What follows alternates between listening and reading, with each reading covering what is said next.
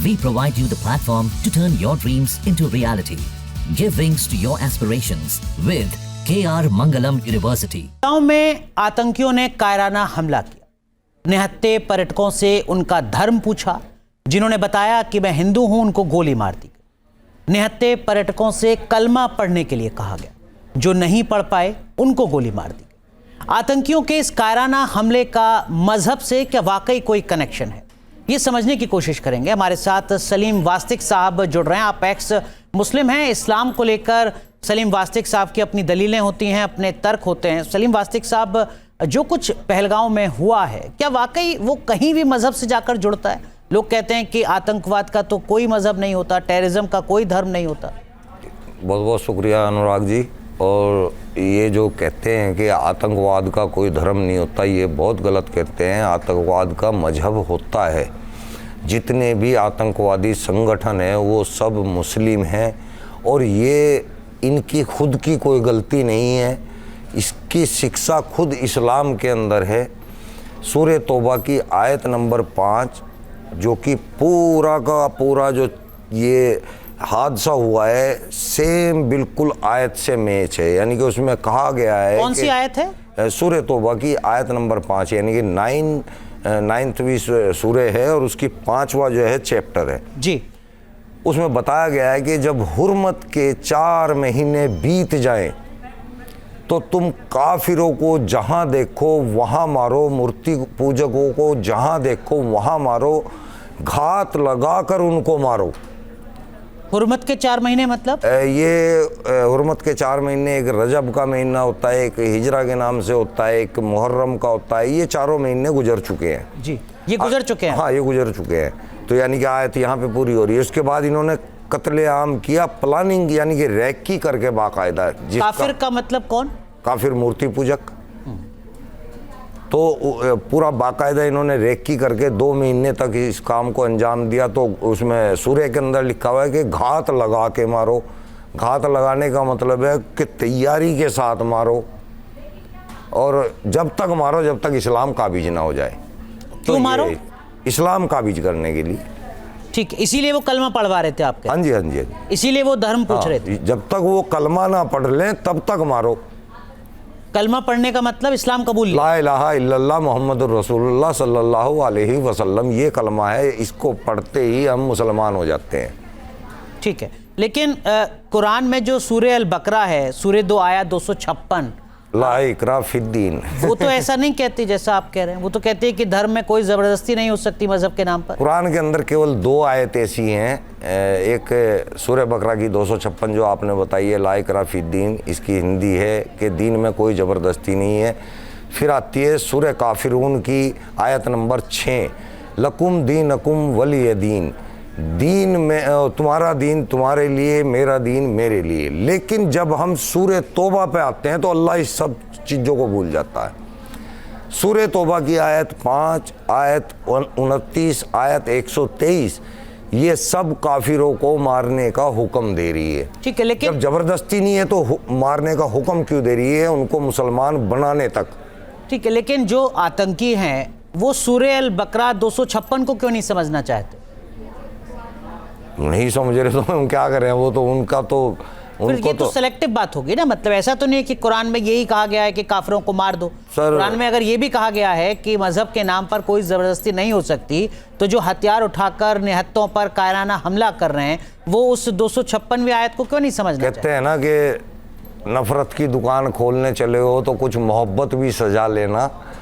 ये जो 2 आयतें हैं इस मोहब्बत की तरह, सजावट की तरह कुरान के अंदर मौजूद है। कुरान के अंदर बहुत सारी ऐसी आयतें हैं जो काफिरों को, मुशरिकों को, जो इस्लाम को छोड़ने वाले हैं, उनको मारने का हुक्म दे रही है। अगर ला इकरा फिद्दीन पे जाते हैं तो फिर उनको मारने का हुक्म क्यों दे रहे हैं? पर लेकिन जितने मुस्लिम धर्मगुरु तब से अब तक बयान दे रहे हैं वो तो कह रहे हैं कि देखिए साहब, ये तो बहुत ही कायराना हरकत है, गैर इस्लामी हरकत है, निहत्थे पर इस तरीके से वार करना। और हिंदुस्तान तो गंगा जमनी तहजीब का देश है, यहाँ पर तो हिंदू मुसलमान सब साथ मिलकर रहते हैं, सब भाई हैं। इसको बिल्कुल शुद्ध भाषा में अल तकैया कहा गया है जो अलतकैया होता वो यही होता है कि जब तुम्हें कोई ऐसा गंदा काम करना हो तो मुसलमानों तुम कोई ऐसा अलतकैया करो जिससे कि तुम इस्लाम को बचा सको, तो ये अलतकैया हो रहा है और कुछ नहीं। बस यही खतरनाक चीजें हैं कि भाई इस्लाम को जो नहीं मानता उन सबको कत्लेआम कत्लो किताल का हुक्म है। बस। मतलब ऐसी एक आयत है या कई आयत नहीं, बहुत सारी आयतें हैं जी। क्या क्या कहा गया उनमें?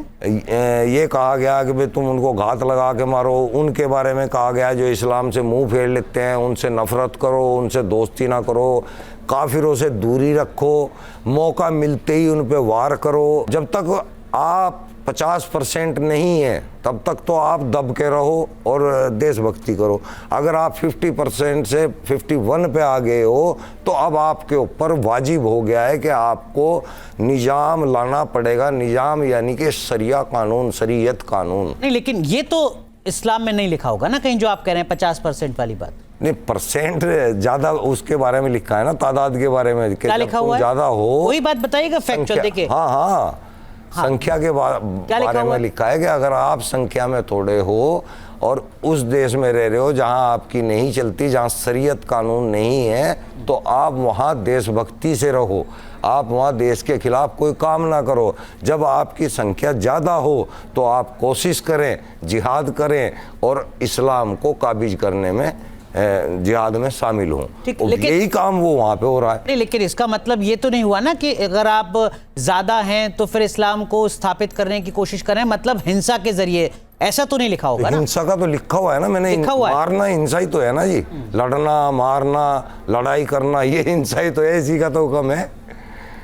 ठीक है, लेकिन इसी चीज को तो पढ़ के हमने इस्लाम को छोड़ा है कि भाई ये अल्लाह मियाँ तो कोई ईश्वर तो कोई ऐसी बात नहीं कह सकता। क्या आप एक्स मुस्लिम है इसलिए आप इस राय को रखें? हाँ, ये मेरी अपनी। ठीक है, आपकी अपनी निजी राय है, लेकिन बहुत से लोग हैं जो कह रहे हैं कि देखिए साहब, जो आप कह रहे हैं सलीम वास्तिक साहब, वो बात नहीं है। अगर ऐसा होता तो वहां पर जम्मू कश्मीर का ही एक जो मुसलमान है वो ना मारा जाता, वो भी मारा गया, एक मुस्लिम की भी जान गई। देखिए वो आपने देखा अगर नहीं है, सब कुछ इसी हिसाब से हो रहा है। मैंने वो वीडियो देखी है। हाँ। वो औरत बोल रही है कि इनको धोखे में मारा है। वो धोखे मारना चाहते थे उसको, मुसलमान को जो मारा उसी की बात कर रहे हैं ना। जी हाँ। वो उसको धोखे में हिंदू समझ के मारा है। वो औरत बोल रही है वहां पे कि इन्होंने उसको हिंदू समझ के मार दिया। उसने बोला है, खुद औरत ने, उसी की बीवी ने बोला है। तो ये तो क्रिटिसाइज गलत कर रहे हैं। अगर आतंकियों को पता होता कि ये मुस्लिम है तो उसको ना मारते? नहीं मारते, किसी भी कीमत पे नहीं मारते। वो एक क्रिश्चियन था, उससे कलमा पढ़ाया, उसने बोला मैं क्रिश्चियन हूँ, उसको फौरन छोड़ दिया। तो क्रिश्चियन को क्यों छोड़ दिया? वो भी मुसलमान, वो भी इस्लाम के अंदर, ये 4 किताबों वाले हैं ना, ये इस्लाम में ही मानने जाते हैं, इसलिए क्रिश्चियन को छोड़ दिया। हाँ।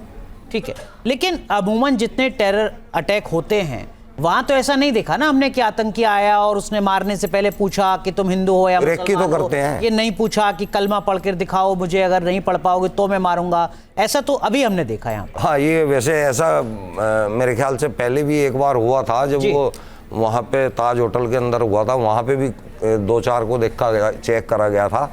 और दूसरा चांस ये हुआ है यहाँ पे, तो ये इस टाइप का फर्स्ट टाइम हुआ है। और ये उन्होंने एहतियात के साथ किया है कि भाई कोई मुसलमान ना मारा जाए, इसलिए चेक कर कर के मारा है। आप इसको आतंकवाद कह रहे हैं, हम इसको आतंकवाद नहीं कह सकते, क्योंकि ये जिहाद है, ये मुजाहिद हैं। इन्होंने पुण्य का काम किया है, इन्होंने कोई बुरा काम नहीं किया। ये अब वहाँ पे इनके लिए देगे उतर रही होंगी, पकवान बन रहे होंगे, ये अल्लाह के शेर हैं, इन्होंने अल्लाह की राह में जो है इतने काफिर मारे हैं, वहाँ उनका इस्तकबाल हो रहा होगा, वो जश्न मना रहे होंगे। तो ये आप पता नहीं क्यों क्रिटिसाइज कर रहे हैं।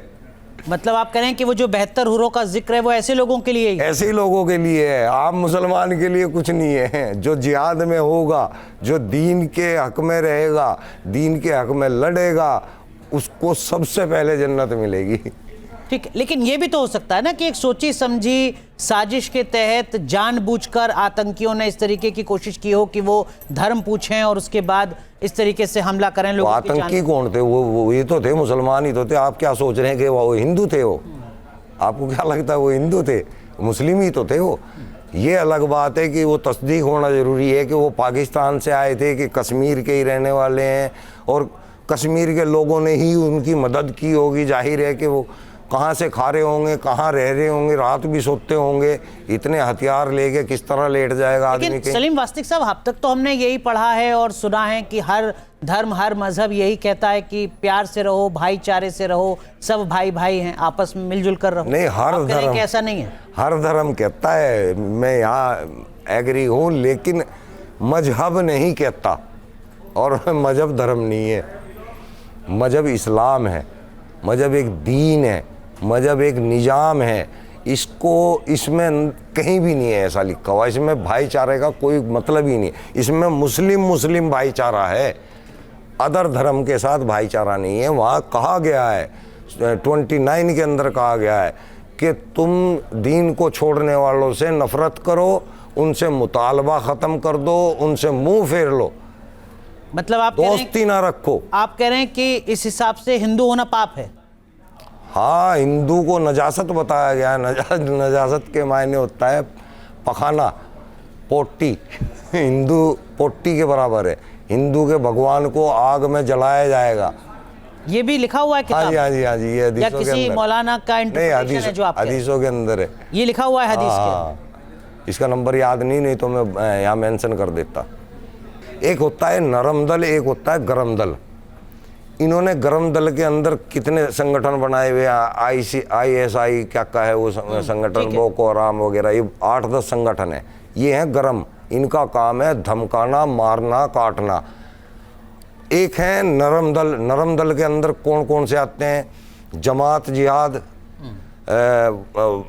लैंड जिहाद, और पर आप करें कि लव जिहाद। इसमें से काफी कुछ बातें कुरान में या हदीस में लिखी हुई हैं, जिस तरीके की चीजें उन आतंकियों ने अपने कायराना हमले में पहलगांव में की थी। हाँ। ये सलीम वास्तिक साहब हैं, जिनको आप सुन रहे हैं, एक्स मुस्लिम हैं, मुसलमान रह चुके हैं, अब इस्लाम से दूरी बना ली है। उनकी निजी राय अपने अनुभव के आधार पर। बहुत बहुत शुक्रिया सलीम वास्तिक साहब जुड़ने के लिए हमारे साथ। तो आप सलीम वास्तिक साहब को सुन रहे थे। सलीम वास्तिक साहब एक्स मुस्लिम हैं, मुसलमान के तौर पर पैदा हुए हैं, इस्लाम को समझा और उसके बाद इस्लाम से दूरी बनाई है। सलीम वास्तिक साहब की ये निजी राय है पहलगांव में हुए कायराना आतंकी हमले के बाद जो कुछ वो सोचते हैं। बहुत बहुत शुक्रिया सलीम वास्तिक साहब जुड़ने के लिए न्यूज नेशन के साथ। धन्यवाद। न्यूज नेशन अब व्हाट्सएप पर खबरों के ताजा अपडेट के लिए न्यूज नेशन के इस QR कोड को स्कैन करें।